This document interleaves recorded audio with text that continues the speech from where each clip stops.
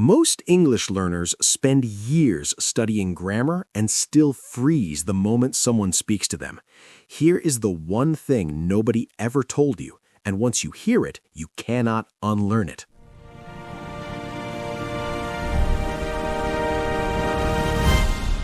Hey, I'm Alex. And I'm Emma.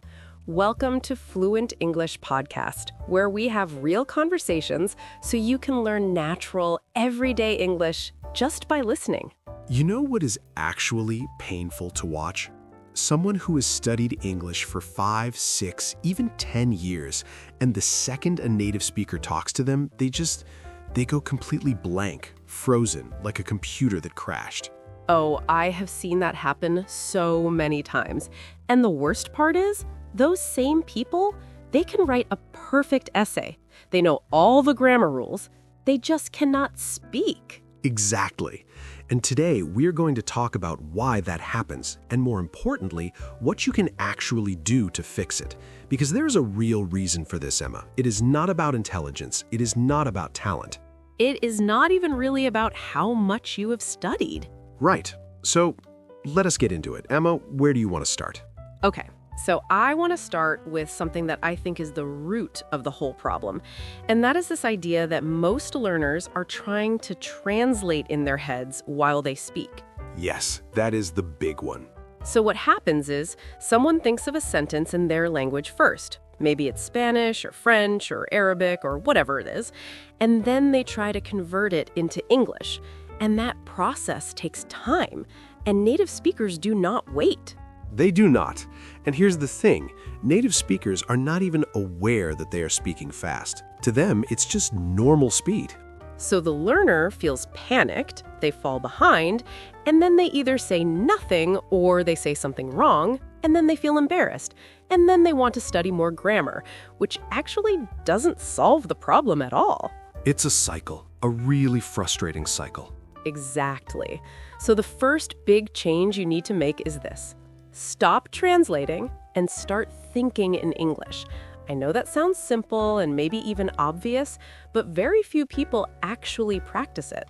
So how does someone actually do that? Because I think a lot of learners here think in English and they go, okay, great, but how? Good question. So here's one thing that works really well. Narrate your day in your head in English. Just simple stuff. You wake up in the morning. You say to yourself, I am getting out of bed. I need to make coffee. The sun is out today. Just tiny, simple sentences. So you're basically building a habit of using English as your inner voice. Exactly. And at first it feels weird, it feels slow, and that's fine. You're rewiring something. But over time, the English thoughts come faster, and you stop needing to translate. I love that. And it's free. You don't need an app, you don't need a class. You just need to use your own brain throughout the day. Right. Okay, so that is thing number 1.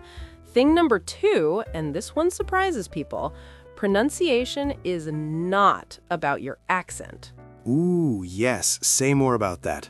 So a lot of learners, especially adults, they are so worried about their accent. They think, if I have an accent, people will not understand me, or people will judge me. And I want to be clear, having an accent is completely fine. It is normal. Even native English speakers have accents. Right? I mean, I grew up in New York and Emma grew up in Texas, and we do not sound exactly the same. We definitely do not. And nobody tells me I am hard to understand because of my Texas accent. Well, sometimes. Okay, fair. But the point is, what actually causes misunderstanding is not having an accent. It is stress and rhythm.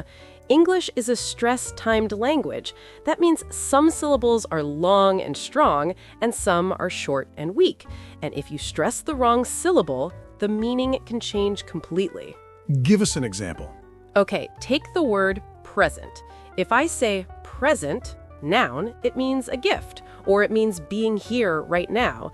But if I say present, verb, it means to show or introduce something. Same spelling, totally different meaning, just from where the stress goes. That is such a good example, and there are so many words like that in English. So many. Record, object, permit, produce, they all shift meaning depending on stress. So for learners, the homework here is when you learn a new word, don't just learn the spelling and the meaning, learn how it sounds. Where's the stress? Say it out loud, not just in your head. Yes, and honestly, shadowing is one of the best tools for this. Talk about shadowing for a second, because I know not everyone knows what that is. So shadowing is when you listen to a native speaker and you repeat what they say almost at the same time, like a shadow following someone. You're matching their rhythm, their speed, their intonation, not thinking about grammar, just copying the sound. It feels a little strange at first. You might feel like a parrot. You will feel like a parrot, but it works. Actors do this, language learners at the highest levels do this, even people learning their second instrument do something similar. You mimic to absorb the pattern. And you can do it with this podcast, honestly. Listen to one of our conversations, pause it, and try to say what we said the same way we said it. Yes, please do that. That is actually a great use of what we're doing here. All right, so we have talked about thinking in English, and we have talked about stress and rhythm. What's next? Vocabulary, but not vocabulary the way school teaches it. Meaning not just memorizing lists of words. Right, because here is what happens with word lists. You study them, you remember them for a test, and then a week later, gone, because you memorized isolated words with no context. The word has no story attached to it. Exactly. Our brains are built to remember stories and context, not random lists. So instead of learning a word in isolation, you want to learn it inside a sentence. Better yet, inside a situation. So instead of writing, commute the trip to work, you write, my commute takes 45 minutes and I always listen to podcasts. Yes.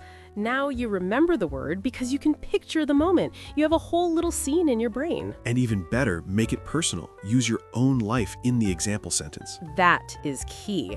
If the sentence is about something that actually happened to you, it sticks forever. Okay, so let us also talk about something that I think holds learners back more than anything else, and that is the fear of making mistakes. Oh, big topic. Because I have seen this where someone knows the answer, they understood the question, they have the word they want to say, but they hesitate because they're scared it might be wrong, and then the moment passes. And then they feel worse about themselves, and then next time they hesitate even more. It is confidence erosion, little by little. So here's what I want to say about mistakes.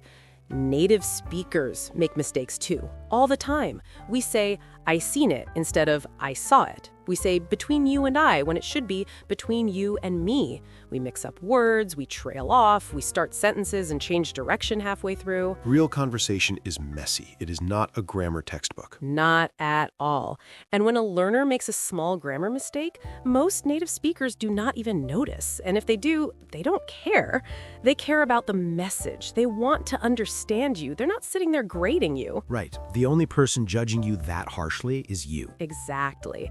So the practice here is to give yourself permission to be imperfect out loud. Speak anyway. Make the mistake. Keep going. Fluency is built through reps, not through perfection. Say that again. Fluency is built through reps, not through perfection. I want that on a poster somewhere. Ha, me too. Okay, let's talk about something more practical. Connectors and fillers, because I think this is something that makes a huge difference in how natural someone sounds, and almost no class teaches it. Yes, so when native speakers talk, we don't just go from point to point with silence in between. We have all these little words and phrases that connect our thoughts and buy us time to think. Things like, you know, I mean, kind of, sort of, actually, honestly, to be fair, the thing is, I guess, right? And learners sometimes think these are meaningless words, filler words with no purpose, but they're actually doing important work. They're keeping the conversation flowing. They signal to the other person, I'm still thinking, don't interrupt me yet. And they make you sound way more natural. Compare these two sentences. Sentence 1, I do not know. I think the movie was good. Sentence 2, I mean, I do not know. The movie was kind of good. Like, I enjoyed it, but it was not, you know, amazing. That second one sounds like a real person talking. Right. It is the same basic information, but it sounds alive. It sounds human. So learners, start noticing these connectors when you listen to English and start dropping them into your own sentences. Do not overdo it, but use them. It is okay. Totally okay. And now let us talk about one more thing. And I think this might be the most important thing we say today. Okay, I'm listening. Consistent, small practice beats intense, big practice every single time. Oh, yes. So I know people who do a big English study session once a week for 3 hours. And I know people who do 10 minutes every single day. And the person doing 10 minutes every day is improving faster every time. Because language learning is about building pathways in your brain, and those pathways need regular use to stay strong. It's like a trail through the woods. If you walk it every day, it stays clear. If you only walk it once a week, the bushes start growing back. That is such a good way to put it. So 10 minutes a day is better than 0 minutes, and it's better than 3 hours once a week. So if you're listening to this right now and you're thinking, I don't have time, I just want to say, you have time. You have 10 minutes. Maybe it's during your commute. Maybe it's while you make breakfast. Maybe it's right before bed. Find your 10 minutes and protect them. And make it enjoyable. Listen to things you actually like. Watch shows you are curious about. Read topics that interest you. Learning English does not have to feel like homework. If it feels like homework, you will avoid it. Right. Okay, so let's quickly recap what we've covered today, because there's a lot here, and I want to make sure it lands. Go for it. 1. Stop translating and start thinking in English. Narrate your day to yourself. 2. Focus on stress and rhythm, not just accent. Learn how words sound, not just what they mean. 3. Do shadowing. Copy native speakers. Sound like a parrot. It works. 4. Learn vocabulary in context and sentences and situations from your own life. 5. Make mistakes out loud. Fluency comes from reps, not perfection. 6. Use connectors and fillers to sound more natural. I mean, you know, kind of, the thing is, use them. And 7, 10 minutes a day, every day. That's your commitment. That's a solid list. And none of those things cost money. None of them require a fancy course or a private teacher.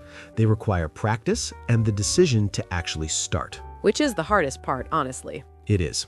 Deciding to start and then actually doing it tomorrow, and the day after that, and the day after that. But here's the thing. If you're listening to this podcast right now, you're already doing it. You're already putting English in your ears. You're already building that trail through the woods. So just keep going. Keep listening. Keep speaking. Keep making mistakes and moving forward anyway. And if you want to practice right now, try this. After this episode ends, summarize what we talked about out loud in English, to yourself or to someone near you. Don't write it, say it. That's your homework today. I love that. All right, that's it for today's episode of the Fluent English Podcast. Thank you so much for listening. We'll see you in the next one. Keep speaking, keep going, and remember, fluency is built through reps, not perfection. Take care, everyone. Bye.